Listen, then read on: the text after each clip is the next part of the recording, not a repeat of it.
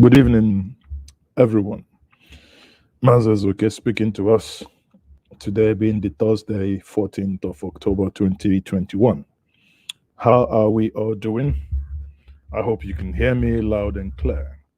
Before we start, I would want to know where you are watching me live and direct from. Let us know, let me know where you are watching me from. I know many of you are in the diaspora. This evening, we will be looking at a wide range of issues. We will look at the call made by the Imo State Governor, um, Hope Uzodinma. We will look at the call he made while he visited the president yesterday. He made a call for a special fund for Biafra. He made a call, he made a call for a special fund for the destruction that happened in 1967 during the Biafra. And listening to that, I thought to myself, well, better late than none. Um, I don't know. Probably he should have spoken about that all the years he was in the Senate. But I think to myself, do you need to remind the federal government at all to even do that? If don't they know what to do? Why did they not in the Senate, in the National Assembly, go ahead with the Southeast Development Commission that was proposed in the Eighth Assembly that did not see the light of day, but the Northeast Development Commission saw the light of day. If I just oppose that vis-a-vis to what happened in Izombe, in Imo State, the state that he governs, and the level of wanton destruction that happened in the last 2 weeks, where the Nigerian military, um, where they sustained casualties from the so-called unknown gunmen. But rather than go after the unknown gunmen, the community was raised down. This is not me saying. The governor himself, in a video published by Njinja Media about 2-3 hours ago, if you go back to Njinja Media on YouTube, you look for it. About 2-3 hours ago, that video was published. These were the words of the governor, that the community was raised. And, when I say raised down, RAZED, raised down, the community now have to go elsewhere and take shelter.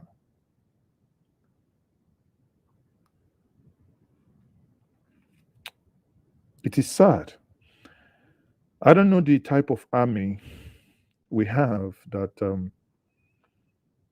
once such thing happen, obviously we have seen similar happen in Odi. Odi in Bayelsa, we saw similar happen in Zakibiam. We also saw Operation Crocodile Smile, something similar happen in Delta State. And recently, Izombe. Coincidentally, the same local government area that actually about 2 weeks ago, after the president came, protested that they do not want, or that they do not want to have a Ruga settlement as been mapped out and as been pushed and nearing implementation. It is ironic and I call it a fatalistic coincidence that those who rejected that is where this is also happening. However, people, this is where we are. I commiserate with every single person from Izombe who lost properties and those who lost life, either ways. And, we are all human, both the military and the communities. The military, obviously, that is an overreaction as a result of them losing their colleagues. For me, in my worldview, no life is worth losing. But the overreaction also must and strongly be condemned because that is not the way to protect lives and properties of those that pay your money, that pay your dues, that pay your salaries. You ought to protect their territorial integrity. But in this case, I do not think that this is the case. And that the governor was not in any way go back and watch go to India and watch the video that the governor, in my mind, didn't show enough empathy for the community. And I must say that. I mean, Hope Zodima and your men, you can disagree with me, but that's what I think. You did not show enough empathy for the community that you govern. Now, all he left the people with was, okay, they were going to look into it and find out how they will, what they will do to get money to rebuild the communities. When Nigerians say they want to rebuild something, oh, wow. Only God knows if 10% of the amount being mapped out for that community will eventually get to them. How do you then begin to quantify when lives were lost? How do we begin to quantify that? How? Human life is unquantifiable.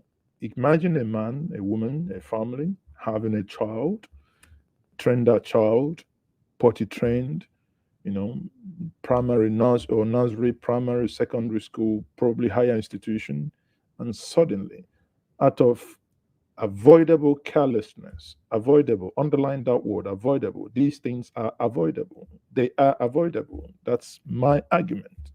Avoidable. But before we go deeper into this conversation, people, good evening, everyone. If you're joining me, I am still Maz Ezoka, and this is Njinja Media TV. Please subscribe to this platform if you haven't. Now, for many of you watching from Facebook, it has come to my attention something happened that Facebook is suppressing our viewers and our viewership, that many of you no longer see things when we publish them. We publish nothing less than 20 articles, news, posts, videos, a lot of things we share on Facebook. Now, please, someone wrote me a WhatsApp message and I'll say, thank you if you're watching me now for alerting me on that. What you can do is unlike Njinja Media and like it back. He said he unliked it and liked it back. Then he started getting everything again. I don't know. You try it. If you're watching me on YouTube, if you haven't subscribed, if you haven't made this channel go green, if you haven't shared it with somebody, then it means I am putting the names of those that will make heaven. If you didn't like Njinja Media, I won't put your name on the name of those that will make heaven. I am now the register. Don't ask me who told me. Don't ask me who made me, because yesterday was past. Today is party. And as it happens in our nature, tomorrow will be tickle. You will be a past participant. Yeah. Hey, Ebu Agomia. One day we go me. Say yesterday you are a past. So very soon you shall be past. Party. One name. Say tickle. Say tickle. One nana so you ba na ebuli ebuli. On meko. Ana so iba na ebuli ebuli. Ana so ibo mo ana eda fandiga eje nigwe. If you haven't liked this video this evening, I'm not going to put your name. So you better like it. If you want me to put your name on those when we'll be singing Lada, Lada, Lada, Lada, oh, follow the ladder to heaven, I will be checking. Is your name there? No, you didn't like in Ginger Media. Go to one side. Is your name there? No, no, no, no. So if your name is not there, you will not, obviously. So people, let's get back to the issue at hand. Before I do that, like I said, everyone that I said thank you once more for joining me. I have Chidebere or four watching from Lagos. I have Mike OC watching from Dubai. Joe Chuku Jeku watching from UAE. Again, I have Desmond DK watching from Texas, United States of America. I have many of you from everywhere across the globe. And I say, I do not take your, subscription here, your partnership here. I do not take it for granted. Here at Njenje Media, what we are building is a community of critical thinkers, where we look at issues dispassionately. Many people would disagree with us that we do not allow emotion to becloud our sense of reasoning and fairness.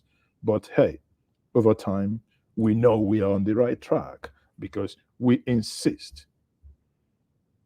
on the actual and the right news, no fake news. Hence, our motto: we explore the truth behind the headlines. We dig deep, we make the calls. We, you know, we go like this, we go like this when we are looking for news. We go like this, we go like this, we go like this, and we'll find the Our solution. economic is doing like this. It's doing like this. It's playing. So that's how we go. We go everywhere. We dig. We look under. We look up. We look. So ich grüß dich auch aus Deutschland. Wo genau aus Deutschland? Guten Abend. Chichi Atueziogo from France. Bonjour. Bonjour. Comment ça va?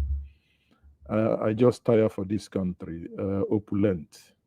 Watching from Indonesia. I hope you guys in Indonesia is safe. Watching from Southeast Ibuku Aguata, to be precise. Oh, Ibuku, my neighboring community. Your late Igwe was a very good friend of mine.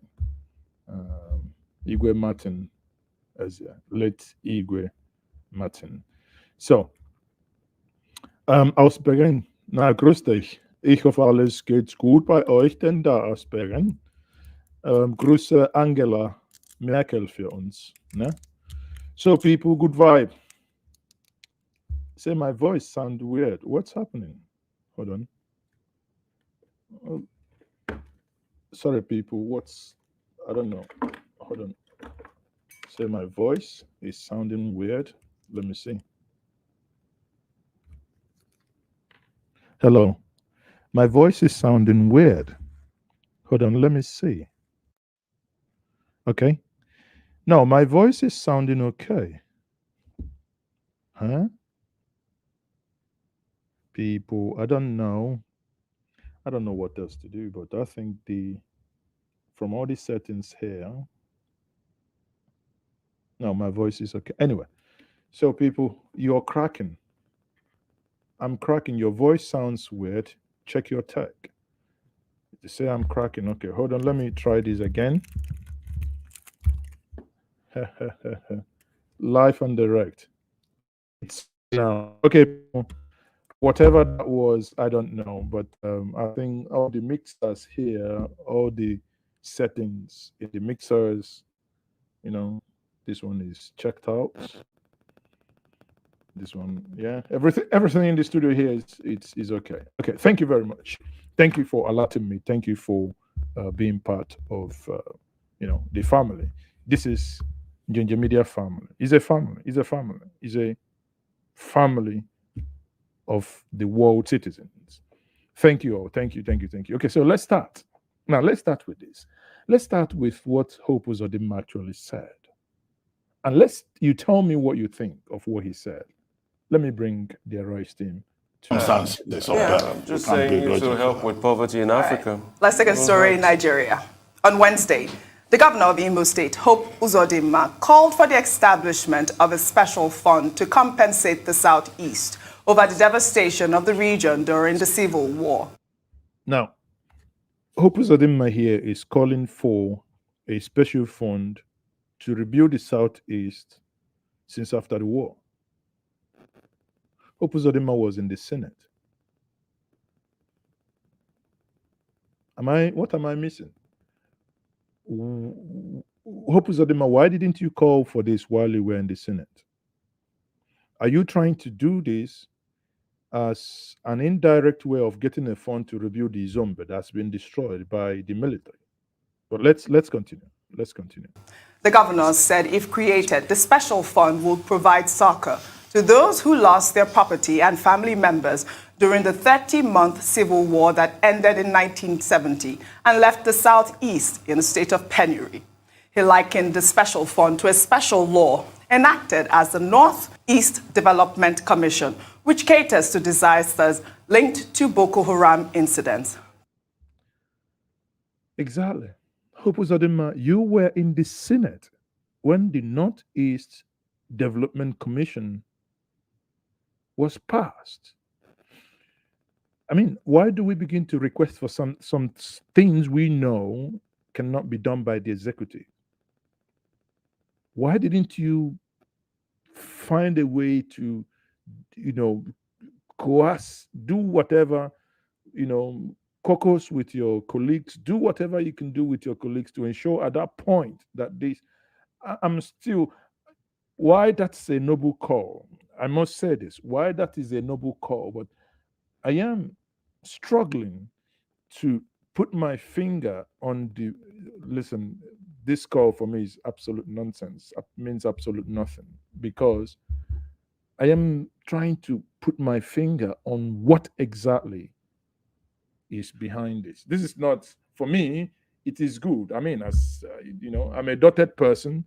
So if this is done, it's good. But I am trying to go beyond what everyone is thinking at this moment. What is behind it? The governor also complained about how revenues accruing from the zone are shared and said the current revenue allocation formula, which was last reviewed in 1992, is obsolete. Well, I think that he makes a very valid point, and I think it's about time that the Southeast governors start requesting or start calling out these issues in the Southeast. I think compensation is needed at this point.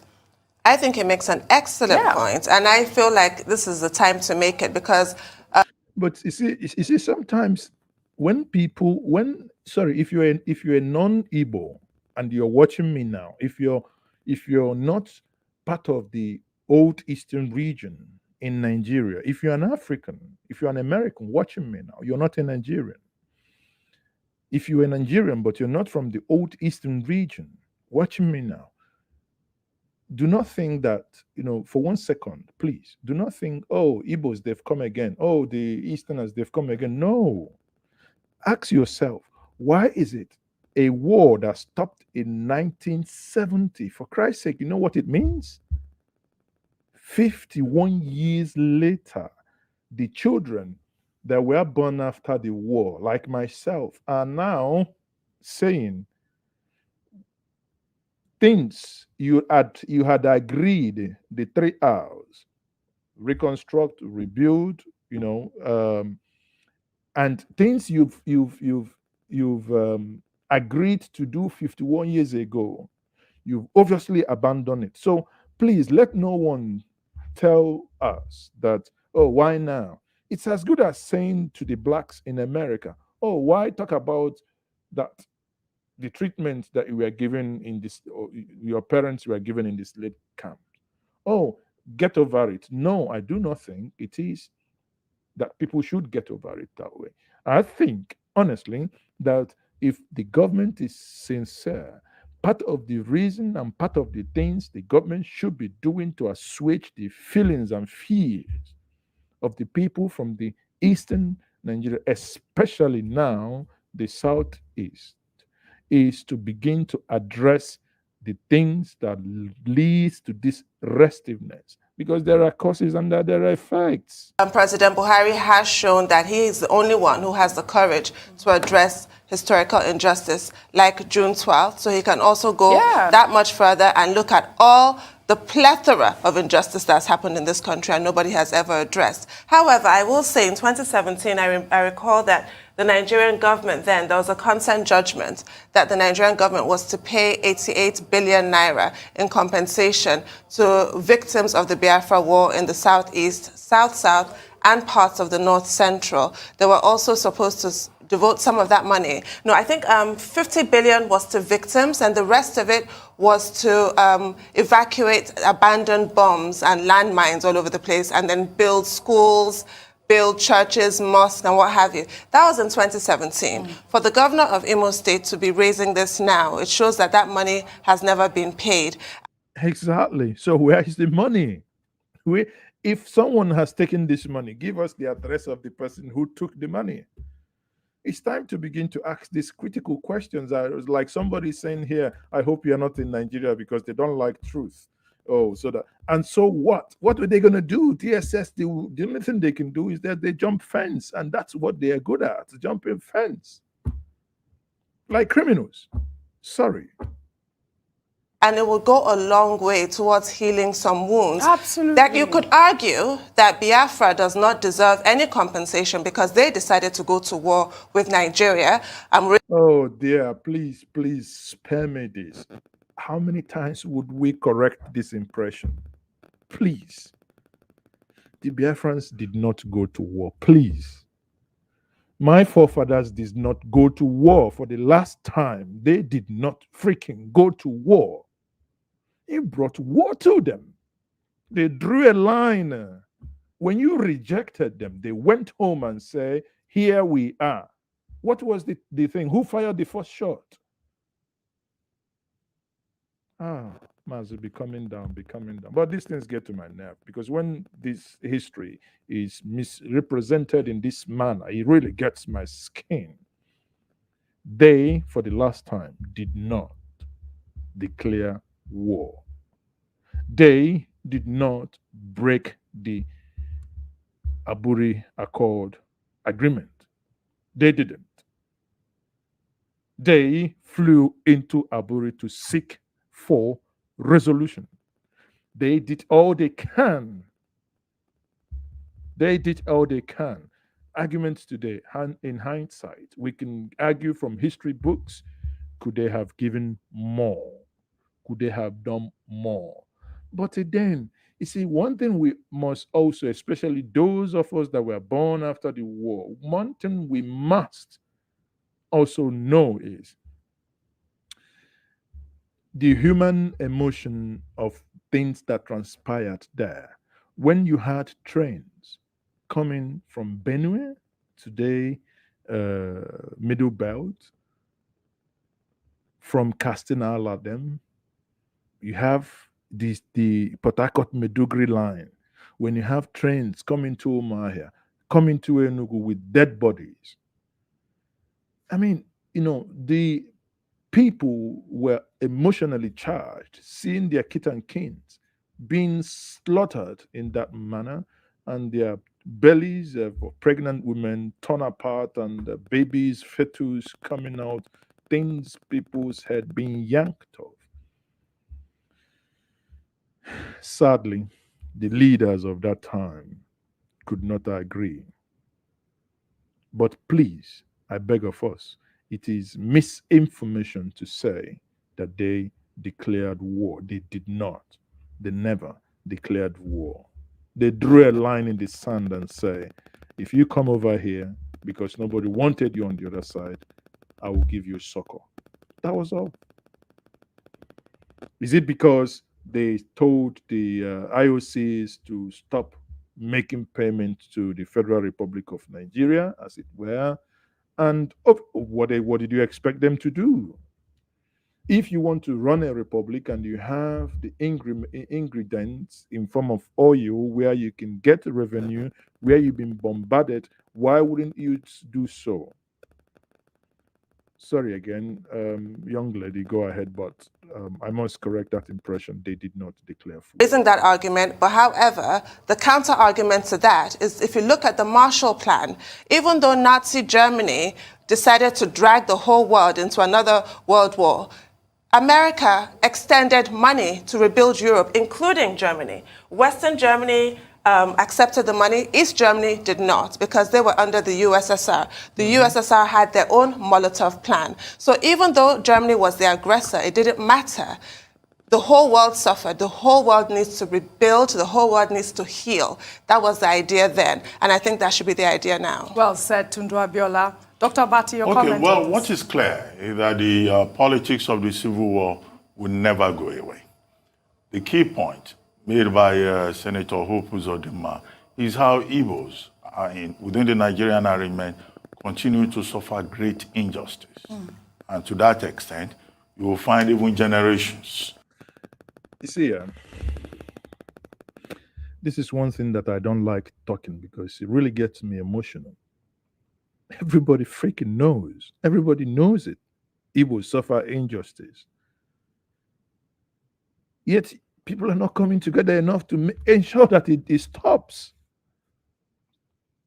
Have you ever post for 1 second and ask yourself, you think many people talking about Biafra or this, Biafra, that you think actually that they want to go? You think that actually when things work, that you give them, the Nigeria, a larger, bigger market, that they wouldn't want to stay? It is because of this perceived and constant nagging of injustice that makes them say they want to leave the entity called Nigeria, irrespective of what they have invested in it. Every Nigerian knows these facts. Yet, we still do not have the critical mass to say, okay, we have seen this fact, can we correct it? There is a guiding principle that guides the great Igbo nation, which is anchored on live and let me live. If we have 6 oranges, I am not interested in yours. But please, stop looking at mine with one corner eye. Is that too much to comprehend? That's all. An Igbo man does not want doesn't want your share. Keep your share. Allow me to thrive. Allow me what it takes. Is it not an injustice that you've done everything humanly impossible not to allow him? You know he engages in trade. You never allowed him to import that to his doorstep. I have done in 2019, I did, under the leadership of Igboho, I did a research that questionnaire where people answered where they were importing from and their final destination. Over 75 said final destination was southeast of those questions. You can go argue with the data, but this is data. Over 202 people, importers, took these survey. So if you just oppose that to the same people, let's be in a place, yet you do not have a seaport that is functional. It took activism to barely last week, Saturday, 4 days ago, or maybe 5 days ago, to have the Enugu International Airport, or rather, Kanibiam International Airport, Enugu, to come back on stream. Why must we always quarrel? Why did it need to have people? Listen, I hope these things will be written down one day. Some of us know some things that happened.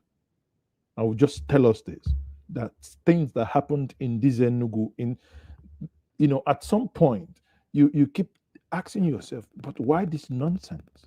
But sometimes you got to play the fool and be on the civil part of the activism to ensure that these things happen.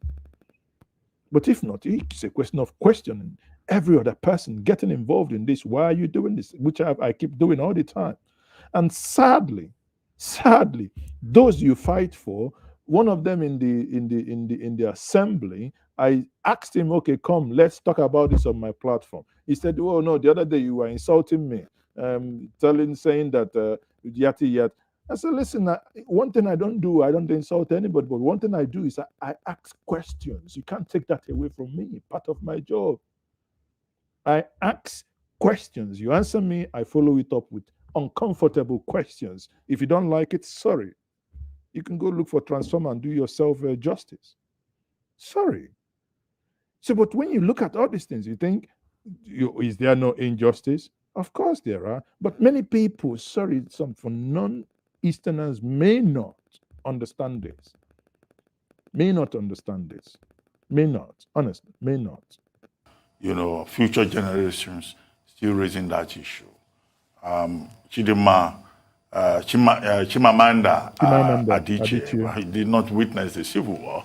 But She wrote a phenomenal novel on it. Who knows, again, someone in the future will bring up the issue from whatever perspective. So the thing, of course, is that after the war ended, there was a Go-On initiative, rehabilitation, reconstruction, reconciliation. There are many Igbos who think that did not work. And you know the controversy over £1. Okay, other governments may have come forward later to still say, oh, we will address it. But for the average Igbo man, the Civil War never ended, and it has not ended. So the bigger question, beyond Uzodinma looking for a Southeast Development Fund, is to ensure that Nigeria is run in such a way that people have a sense of belonging. They have a sense that, you know, this country is interested in justice and equity. Now, the governor of Imo State raised other issues because this was at the zonal public hearing on revenue allocation formula. And he said that, look, the Southeast has been served very badly. The federal government takes over 56%. The states take about 26%. Local councils take 20%. You go and give 56% to the federal government for resources developed. No. But it's 54. 54, 28, 20. Correct. Say, for example, in the southeastern region, as he drew attention to. And he also raised the issue about oil. He says, look, his own state, Imo State, has over 46 wells and accounts for a substantial amount of oil production. But that those wells have been taken away from Imo State and given to River State. You know, at least he gave that specific example. So these were the kind of things he was drawing at. And that is it. You see, these are things that were intentional. You know, sometimes many people will believe that these were things that were intentionally done. There are in the time of boundary adjustment, there are clearly areas you know that these areas belong to the Southeast, but these areas were carved down to River State. It does two things. It creates acrimony between and friction between two brothers that ought not to actually fight themselves. If not, if you take the case of the Z in Benue State, what on God's name were those who were doing the boundary adjustment? What were they smoking? What type of weed did they smoke when they did that? To take Igbo-speaking people of Ebonyi and put them in Benue. So what were they smoking? What were they smoking? That, you know, lands that belong to Imo State were carved out to rivers. Jeez. Man. The country tire will lie. It just attention to you. The need to correct the gross injustice at the heart of the Nigerian arrangement. So at that, I think he spoke very well. Yes, at that foundational level, I think that's the key point. Absolutely. How you now deal with it, you know, is the responsibility of all stakeholders within Nigeria. Well said, Dr. Abati. Rufai, your comment on this story. And for me, I think this will bring forward the conversation on restructuring again. Because prior to this time, the eastern region grew faster than any other region because of the discovery of oil in Olebiri in 56. And because of that, the eastern region was paying to the Federation Purse a certain percentage from the proceeds of oil. Imo State, I think Shell had one of their biggest headquarters in Imo. Exactly. It's close to the government house. Most of these oil majors had hubs in the east. In the east. Because of the discovery of oil. And then the economic activity was better. You know, there was a feedback into towns like Onitsha and some other parts. After the Civil War, they lost a lot of that. Of course, everything And disappeared. whatever that has been done in the past clearly has not worked. Let's not deceive ourselves. But one step further for me, I don't think there should be a development commission. I think they can look for other means of still channeling the money or funneling money for development to the Southeast region, but not a development commission. We have seen how it does not work with NDDC. We have seen how it does not work with the Northeast Development Commission. Oh, that's another argument, yeah. So I don't believe in that because that would Rufai, I would agree with you here, 100%. You know, trying to recreate the a conduit for them to steal money, it doesn't cut it for me. But if they are being sincere, there should be certain percentage, 1%, 2%, 0.5%. I don't know. Say for the next couple of years. To do XYZ in this region as a result of these should be done. Yes, I agree with something. be another bureaucracy. What I think they should do is, please, put in a lot of infrastructural projects. Take, for instance, we are building rail in every part of the country. I have not heard about one major rail line that will connect Aba out to other parts. Rufai, you're going too far. Don't worry. Amechi told us that they don't stone. The reason why they steal is that we don't stone them. Don't worry. No be 2 years, no be 18 months, remember. You go come home, you go come meet us. Would they go Kware? Would they go Ebonyi? Would they go sharpen stone? You just said it now. 7 years in this government.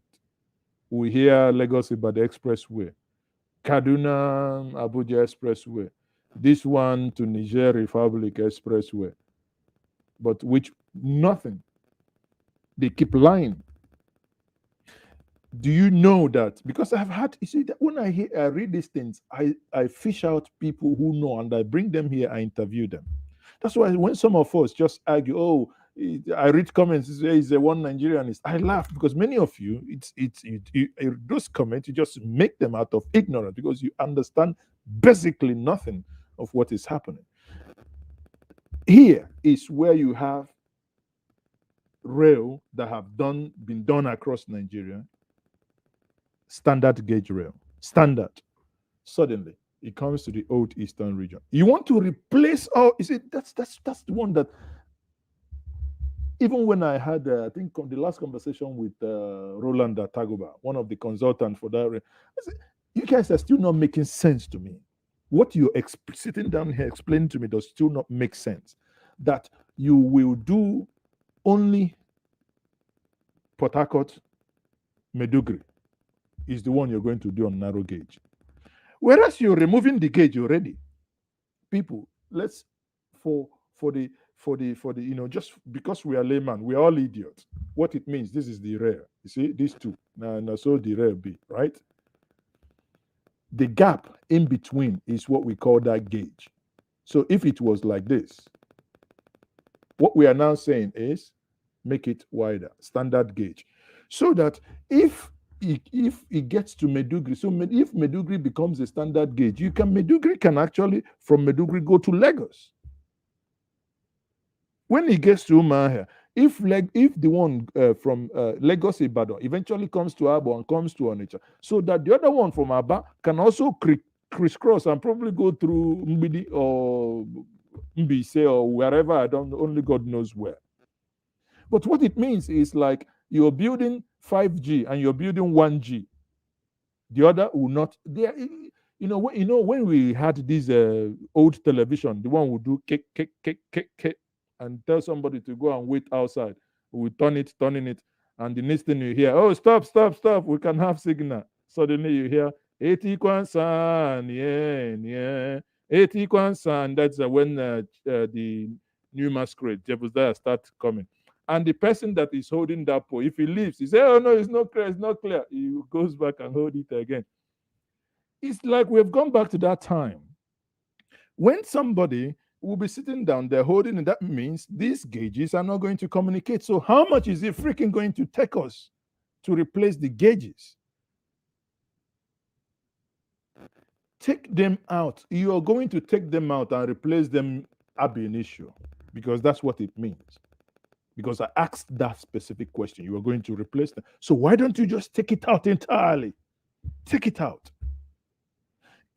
For me, till tomorrow, it is madness. In fact, it is a clear definition of insanity to replace the same narrow gauge, Port Harcourt to Medugri, with another narrow gauge. If you want to know that somebody is Onyala and somebody is just Kukumba, that is a clear definition. That's what it means. No apologies. That's what it means.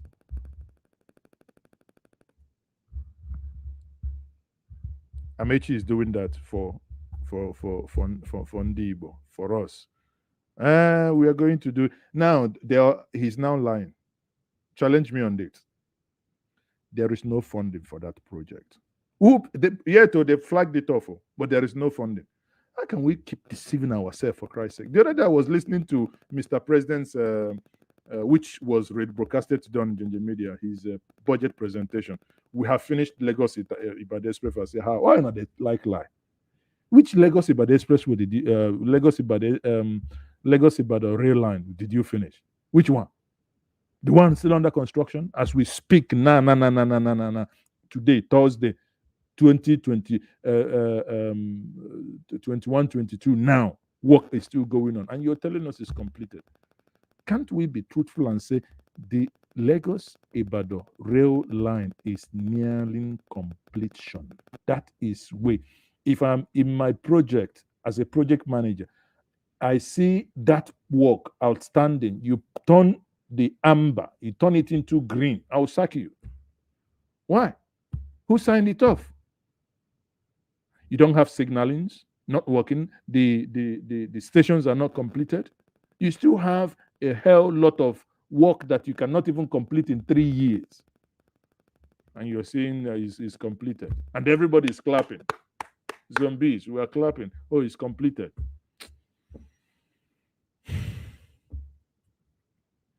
Nigeria, they do me self. And Aba is a great industrial hub. And I keep making a case for the South is because, so it is not because, there's a conversation on marginalization, that's why you should give them infrastructure. You should, because they are big production hubs and they will help the country. I don't see why we can't build rail lines into where the innocent cars are being produced, for instance, so that you can freight them through. I like that point. You Very get valid, yeah. So the South is actually generating a lot of industrial productive material. And you need to put infrastructure in place to be able to carry it out for them. So justice has to be done, and it has to be done quickly. The Development Commission, I think it's a bureaucratic bottleneck. If there's a symbiosis with the private sector and a lot of these stakeholders in the Southeast and can build those infrastructure, I'm happy about that. Well said, Rufai. Well, I thought the last time Minister Michi was here, he talked about the rail network in the East, which will open up the East all the way to the northern part of Nigeria. Now, what they may not have been able to work out is to get to the stage where they take it all the way to the north and link it with the remaining networks. But certainly, it's one of the things Minister Amici talked about. We look forward to that. Yes. Let's take another. He's on the realm of talking. I'm telling you, here we are 2 years ago, before the election. Here we are in 2018. Everybody, the Aba Enugu has been completed. Me, Mazezoka, and me use my leg, 24th of December. Everybody was going home to go celebrate Christmas. I was walking in the bushes of Olokoro Obakara, Aba. looking at the tracks that train has not gone on for over 2 years, and somebody is telling me that it's finished. I said, not while we are alive. All you can do is you keep telling the lies. My job is to keep sneaking in and getting videos and come and tell the world is a lie. You've lied. So Lagos Ibadan Expressway, you want next week, I can get you a video. It's not finished. So don't let nobody deceive you on that. They can come on Arise TV and deceive you guys because you are air conditioned in office. You don't go out. Me here, we'll go and get it. If it's not me, we send somebody. So nobody can come and lie us. There is nothing happening in the Port Harcourt, Medugri. There is not even any fund. Now, as I speak to you today, they are still looking for fund, how to fund it. And it is very unlikely that they might even get the fund before this government finishes, by the virtue of the ballooned loan we have. So who will fund it? Story. Are you not aware that we went to United Nations and we are praying for debt forgiveness? So if somebody knows that you're saying, please, can you forgive us our debt forgiveness, how can the person give you more? You go to bank. Oh, bank, I owe you 2 billion. Please, can you forgive me 1 billion? But bank, please, I need 3 billion. The bank will be thinking whether this person is all right. Because if I give you the money, it's either you go bankruptcy, then I know you are bankrupt entirely, then I can talk about writing your debt off. But when you now want to tell me you cannot pay my debt, but you need more money, unless that can be done by the Chinese, because they are looking for your mineral resources. But again, what do we know? We are here, the Chinese. 3 feet. Sorry, I don't want to get angry now, honestly. On Wednesday, Yoruba activist Sunday Adeyemo, popularly known as Sunday Igboho, was reported to have been rushed to the hospital after he took ill in a detention facility in Benin Republic. One of the lawyers representing the separatist activist said he may be battling an illness relating to his kidneys and lungs. He also claimed that Igboho was injured while trying to escape during the invasion of his home by the operatives of the Department of State Services on July 1st. He said Igboho is seriously ill and needs to be flown abroad for treatment. Igboho was arrested at Cardinal Bernardin International Airport in Cotonou while on his way to Germany. He was subsequently arraigned before a court in Benin Republic and has remained in custody of the government after the extradition hearing on the request of the Nigerian government was stalled. I have a lot of questions regarding Igboho's continued detention. I mean, it was the government of the Republic. My dear, I wish I have clarity there. See, a lot of things that is happening. You know, that's why when they talk about NK, they talk about extraordinary rendition. You see, one of the things they read here is the extradition hearing. One, that's the only reason why they can't send him to Nigeria. That's the only reason. Because now, you know, the world is watching, everyone is watching, see how you're going to do. But are you going to go into Benin to kidnap him? Because now people are aware. Of Benin that arrested him based on the fact that he had, bad documents or what have you. But, I mean, the fact that he is still there just bothers me a lot. Yes, he's one of those people who is an awaiting trial prisoner at this point. But one thing I will say for our neighbors is that they seem to show a lot more civility than we do here to political prisoners or prisoners of conscience, whatever you want to call them. Because I recall in the case of Zakzaki, when he was reportedly seriously ill, he was not rushed to any hospital. So that must be said, that even if somebody is a prisoner awaiting trial, he must have his full human rights observed. He has the right to see a doctor. There are others I could mention, which I will not, who were gravely ill in Nigerian state detention and were not given any medical help and essentially died a slow death over a period of years. So sad. This would not have happened if he was in Nigeria. If he was gravely ill, he would not have been rushed anywhere. And that's the point that I want to note. And I just want to not say anything further on this. Rufai, your analysis on this topic. So for me, he's there in Benin Republic. The lawyers have said he's sick. He's been rushed to the hospital. The last I heard that the investigations are on. So that's why they detained him. And they seem to have been able to reach an agreement between the government of Benin Republic and Council for Sunday Igboho. it is on the council to be able to push on the need for him to be flown abroad. So there's a conversation. I think that's what they're pushing. Yeah, so there's a conversation around that, to be had around that. But most importantly in all of this, the government in Benin Republic and Sunday Igboho, I've been able to come on the same page as regards the investigation on the case. They've not come out to tell us what is going on as regards the investigation, but it's still on and it's still kept in detention. I think the French legal system is they keep you in detention while they go to investigate. I think that's the way they do it. I mean, I'm not totally grounded on the French legal system. So that's why that is going on. He's there with his wife, Rockbo. Let's see how this pans out in the coming days. And I know his counsel definitely will give us more updates, as regards what is happening to Sunday Igboho in Benin Republic. I think also the point is that they claim that he got injured during that invasion in his home. But was it the injury that led to Well, that's what he's trying to claim.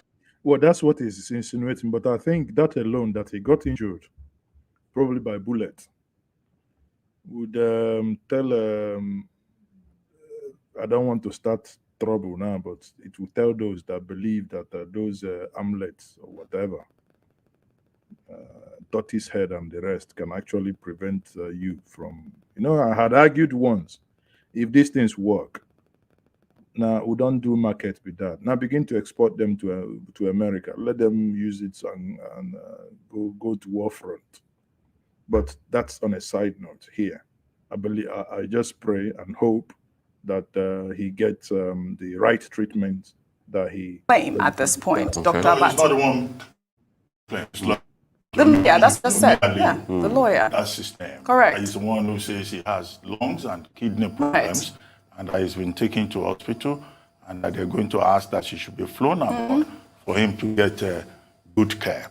Okay, after the July 1 invasion of his residence, he suddenly showed up in the Republic of Benin. Two issues with Republic of Benin: traveling with, what they call fake documents.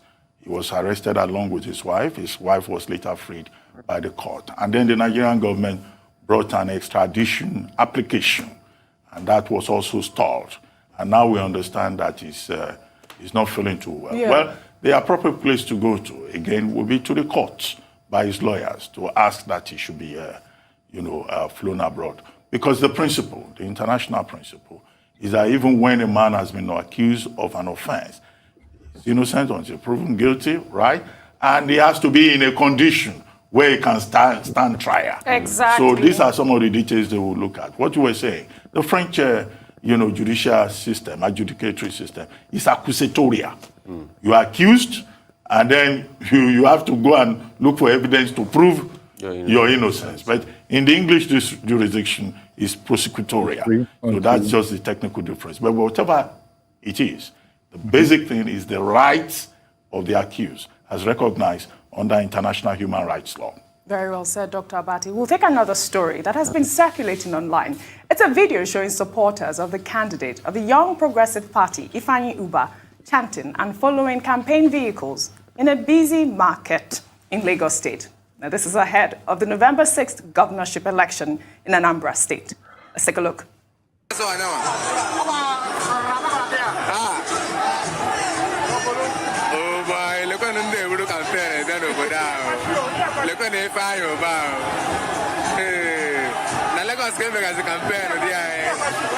Gubernatorial election Anambra State na Lagos game as campaign.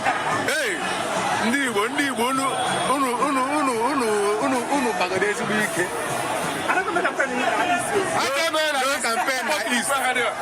Well, in another development, a video showing supporters of the leader of the indigenous people of Biafran, Nnamdi Kanu, rallying against Ifeanyi Ubah's campaign in Lagos has made the rounds. Let's take a look. Arrival of Ifeanyi Ubah at Alaba International Market, as we can see.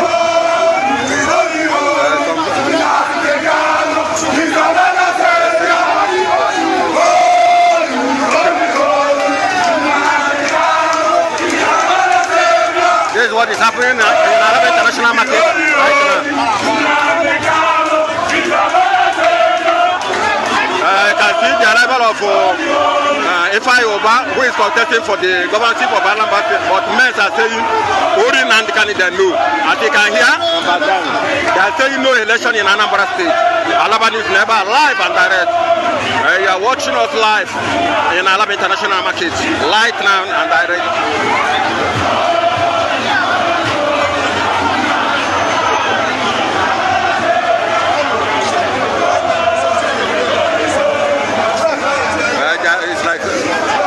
People are shouting, Korean and candidate no.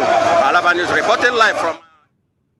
I just heard you say offshore campaign. That tag that you said. But you were making reference to the song they were singing in this video. Yeah, I mean, it's a big agitation song. I mean, if you dial back videos out of the Civil War, this was the exact tone, you know, yeah. Holy, holy, Emeka Ojukwu is another savior and the likes. But what is really important here is the stakeholders in the East need to sit down.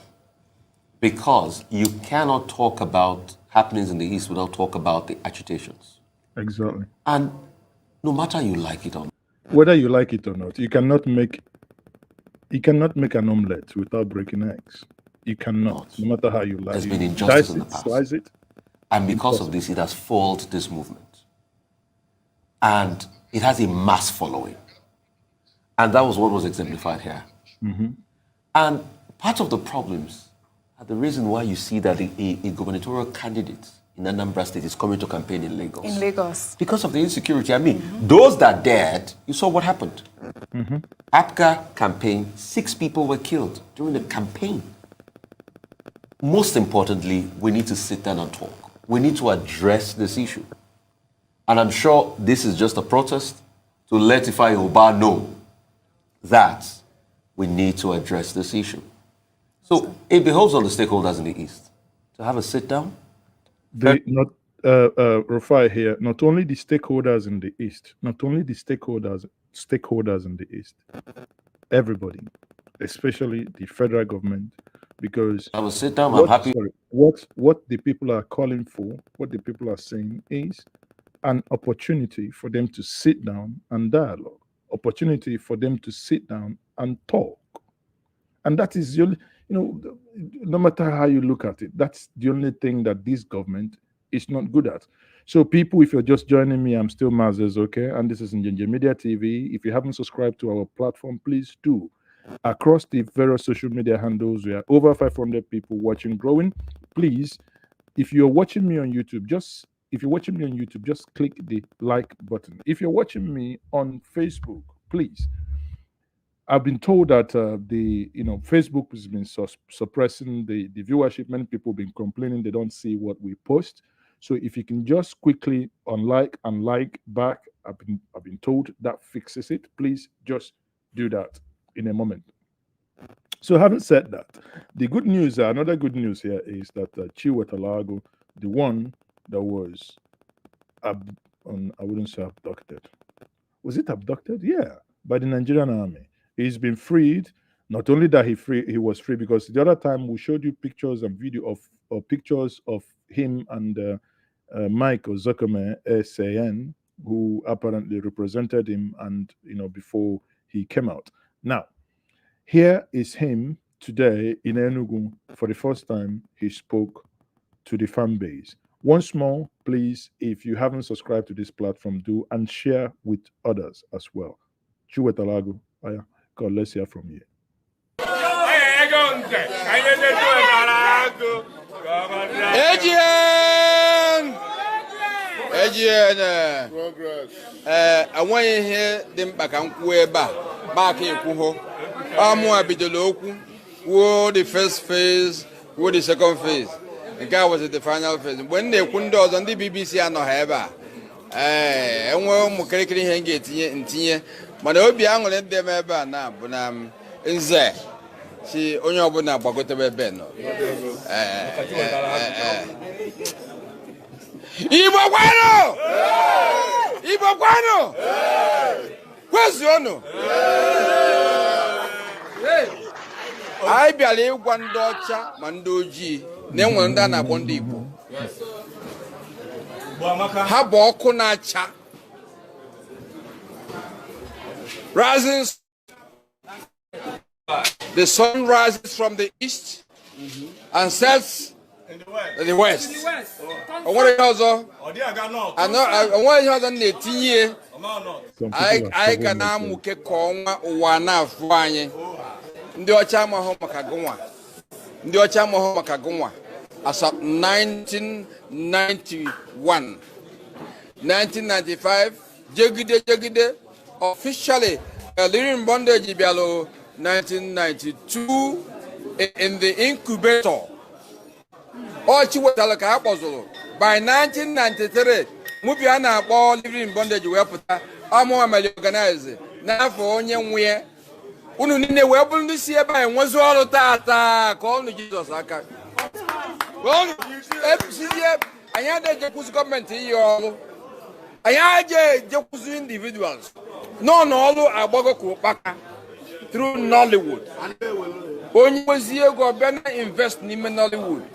Give one talent in acting. You must the opportunity to act, make your money. Do you ever like an ambulance in I am since afternoon I be alive. Because I get just ukua naive, not no chichelo. Kajan and Kenza za ukua naive, not no chichelo. So chakwaye. Onye ga na betalaka emike na betalaka. Hip hip hip hip. So let me take that much because obviously I want to us to ramp up, ramping up. But the for those who do not understand Igbo, he said virtually that he talked about how they started the Nollywood 1992-1994 with Living in Bondage and the role he played. And as the interview eventually progressed, which obviously won't play, but I will tell you, and the full interview is also on Njenge Media. You can watch the full length of the interview if you do understand Igbo. Now that he wasn't treated badly, at some point he re-emphasized that the rising, the yellow rising sun that was on his I don't know whether to call that gown or dress, whichever one, as long as it's not a dress. So that was on that garment. Okay, yes, maybe garment.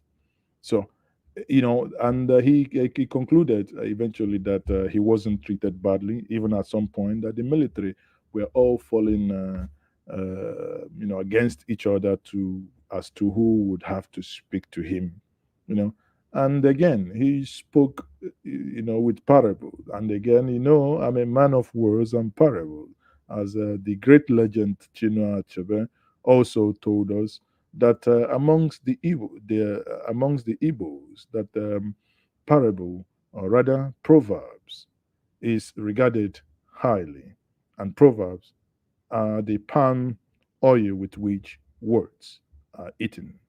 And that was from the legend himself, Chiwetalu Agu Achebe. So having said that, I'll move to the next story. One is, I think I did show us the video of Kazaure, who questioned how the government is actually fighting corruption. Because in his words, the government is actually not fighting corruption. Yet, this is a man who is representing APC from Kazaure local government. Listen to him once more. And also a speaker of the masses. That is my name. This government said they are fighting corruption. They are fighting corruption. But I never see fighting corruption. Because we are saying we are fighting corruption, but we are going very slowly, and we are saying by mouth, but we are not acting practically. It's embarrassed. It's embarrassed. Because if you look at the budget presentation, look at the debt service. The debt service is almost above capital. 3-point-something trillion. For the first 16 or to 25 years back, Nigerian money are looted. Keep it. Some they put our money like dead bodies in the grave. They buried our money. Some they carry our money abroad. Why can't the government make a strong interrogation and investigation team? If you look at an example, an estimate, a woman, a single person, the former petroleum minister, he went with $60 billion. That is 5 years budget. 5 years Nigerian budget, her alone. And there is thousands of her. If there is real investigation, there is thousands like her. See people living in mansion and they are government officials. Is their salary get that mansion for them? And we say we are fighting corruption. If we are really fighting corruption in this country, we will not borrow money to fund. It's embarrassing. Even my blood pressure go high as I had the debt service. 3-point-something trillion debt service. So while people are suffering in this country, some are living with 1 square meter. So make it the down. Your blood pressure where it don't go off, it don't come down. Whether even it's if your blood pressure it don't go off, I hope it's going to come down. Like the president will tell us from the top to bottom. See. From the top to bottom. From top to bottom. To bottom. Top to bottom. Top to bottom. To bottom. Top to bottom. Top to bottom. Top to bottom. Top to bottom. So you see why I play this one is because if your heart pressure is going from bottom to top, I say make it a come from top to bottom. Make they go from bottom to up because that is not good. Now if you finish it, no wonder as you said it now I can understand your next video where you said that the economy is not doing well. Now I understand why, because there is corruption and they are not fighting it. No wonder our economy is doing like this. It's doing like this. Our economic is doing like this. It's doing like this. It's blinking, shaking, blinking, shaking. So our economy is blinking, shaking, blinking like Travgeta broken, blinking. So that's the reason why. But again, it's good that I only ask you, because if I say let me ask Ogalai might. Oh, anyway, let's ask him. Ogalai, what? When my 7-year-old grandson called me and said, "Grandpa, tell me the truth. Why did they call you Liar Mohammed?" Oga, I don't want to join the league of your grandchildren that would ask you that question. But again, you are forgiven. But let's get to the next story. So the next is on a confession. I wouldn't say it's a confession. This was done by Punch newspaper. It's an interview by a military guy that was court-martialed. It's about 10 minutes or thereabout. Take your time. Watch the whole. No, I'm not going to stop it. I will leave it entirely to play. You see why we are in a deep mess. Deep mess. Let me bring him in. I was enlisted into the army on the 20th of August, 2012. After my enlistment, I passed out from training on the 17th of December. After that, I was transferred. I was posted to 101 Battalion, Kanji in Niger State. Months after that, I was inducted into the theater fully for the purpose to counter the terrorists, the Boko Haram terrorists terrorizing us in Nigeria. When I got to Maiduguri, to Borno State, Maiduguri, as the journey went on,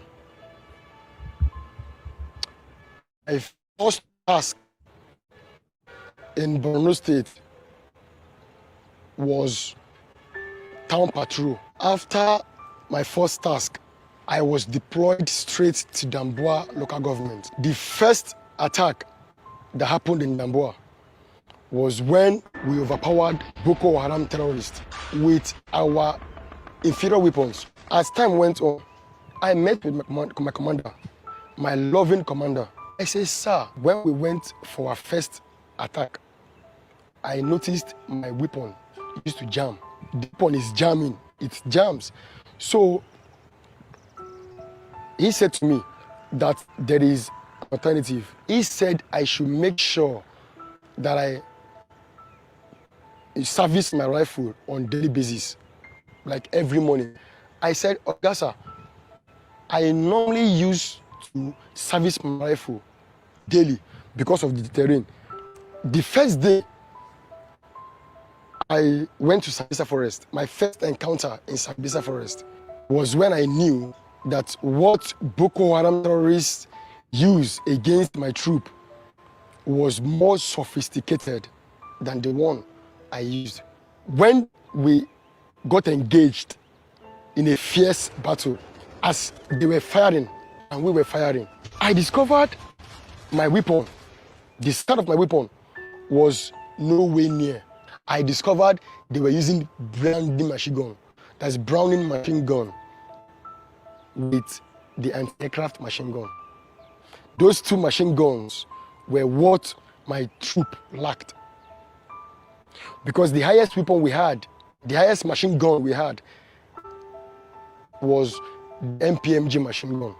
The Browning machine gun has an effective range of 1,800 meters, while its maximum range is above 7,000 meters. That is the BMG for you. Then the anti-aircraft machine gun has an effective range of 12,000 meters. The killing range of the rifle I used in Borno State to counter terrorists has an effective range of 400 meters, the killing range, while the maximum range is 800 meters. So with my own rifle firing at a killing range of 400 meters and 800 meters maximum range, how am I expect to overcome in the battlefield? My first deployment was Town Patrol. Second deployment was in Damboa. Third deployment was at Bali. All these places are dangerous terrains. Again, I still said to my commander, I still appeal to him. I appeal to him that please, we don't have nurses in the battlefront. We don't have doctors in the battlefront. We don't have a state kit in the battlefront. How do we expect to help ourselves should in case anyone gets injured, like bullet injury? As time goes on, after Damboa, we moved to Bali. Bali is an open ground, a rugged terrain, but very open. As time went on, the complaint became rampant. Not only me alone. Soldiers began to complain. Because my boss told me that weapon issue has been one of the greatest challenges facing the army ever since. So when we started losing men, we lost men. Man, it's very, very difficult from here going on to really listen to this. Before the government comes after me, accusing me of whatever they may wish to, listening to him as a soldier that have been in the field, I sit down here and I think to myself, so meaning we've lost people, like one of the examples that he gave, that on one of the operations they ought not to have gone with a normal vehicle, knowing what sort of operation that was. They ought to have gone with an armored plated car or vehicle, right? But they didn't. They went in with a normal car, so shooting, the pierces, bullets hits a soldier, that's it, that's a life. And how long it takes to train them. I'm thinking, so Joe, by just giving them the wrong equipment, as he explained there, the range of his rifle and the range of the rifle being used by the enemy, ragtag on not well, ragtag actually that has washed their clothes and now no longer rag but plain clothes. You keep wondering. Yet the nation keeps budgeting billions of dollars, not naira, billions of dollars for weapon acquisition. And those that are supposed to handle these weapons are telling you we have inferior ones, we don't have enough. We'll go there, we'll be outgunned, outnumbered.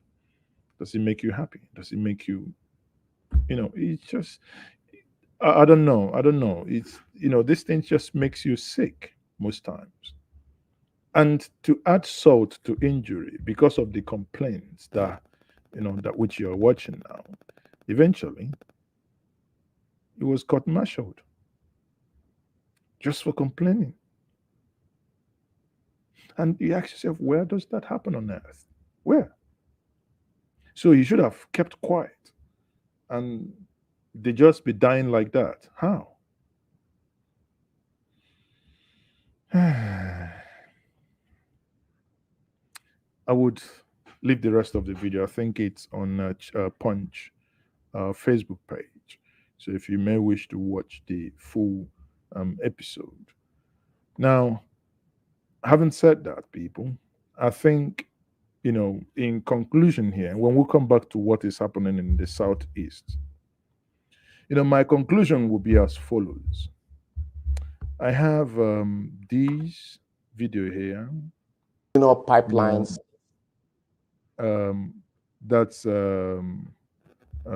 Liberos, Oshoma Esquire. He made a very salient call that I agree with. And with his video, I will be ending this stream. As many of you noted that Chiwetalu Agu spoke in parable. He spoke, like an elder. That same way, I will use this video to speak to us as a collective. On that note, I will say thank you very much for joining me. Enjoy the video. And good night, everyone. Igboho, wake up. It was the legend Bob Marley that once sang, "Emancipate yourself from mental slavery. None but ourselves can free our own mind." Why it is fair and natural to have a president of Nigeria of Igbo extraction come 2023, but are we ready to free and open our mind to it? The Southwest fought back the injustice of the June 12, 1993 election using the mass media and were given Obasanjo, though not their candidate, but they embraced him later. Recently, they once again employed propaganda and alliances and got it for Buhari. Niger Delta agitated by blowing up pipelines, kidnapping inclusive, you would say, and got the presidency. The North did same, riots, arson, and killing inclusive, and were settled with the #1 position. Government by settlement, you would agree with me? Why such position may give a sense of belonging to the people from these regions, but frankly, of what good was the presidency to the average person in these regions, apart from creating a few billionaires therefrom? Even with President Buhari's nepotistic appointment, the North is today still ravaged by hunger, deprivation, insecurity, and diseases. Anyway, you will say it's still first rule, then cancel the system. Completely agree with you, my brother. But what is the strategy of Ohaneze Ndigbo? We are the candidates.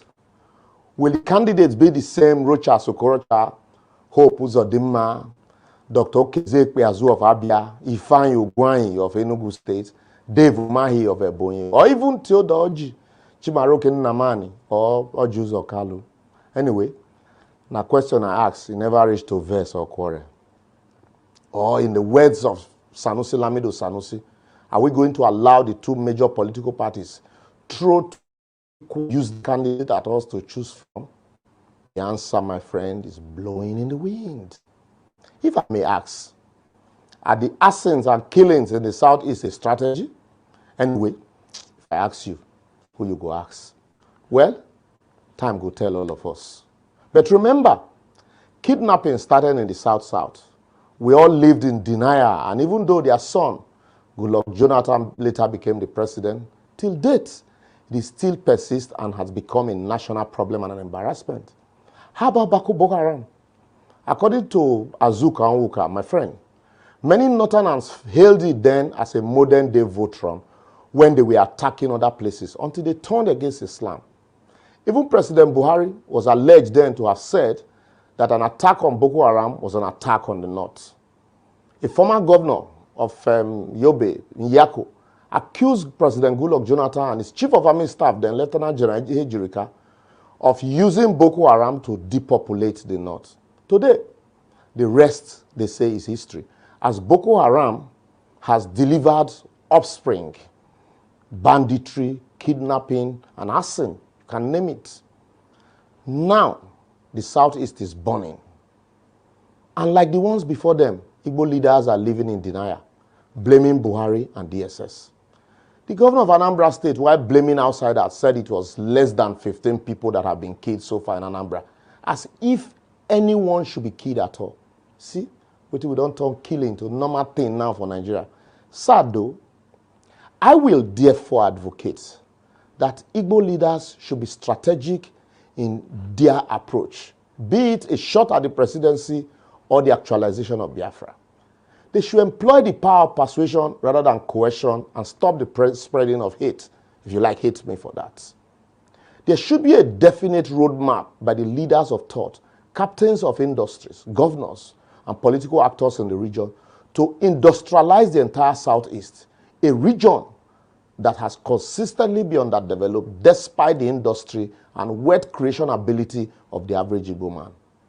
There must be a definite plan by the southeastern governors to create infrastructural synergy amongst the various states in the region. Failure which, soon, Indi Igbos will realize that even if they eventually produce a president or attain Biafra, like other regions in Nigeria, the monster created by this insecurity would make the leader or leaders so created as worthless to the region as the current governors therein, or as President Buhari is with the current insecurity in Nigeria. The ball is in your court.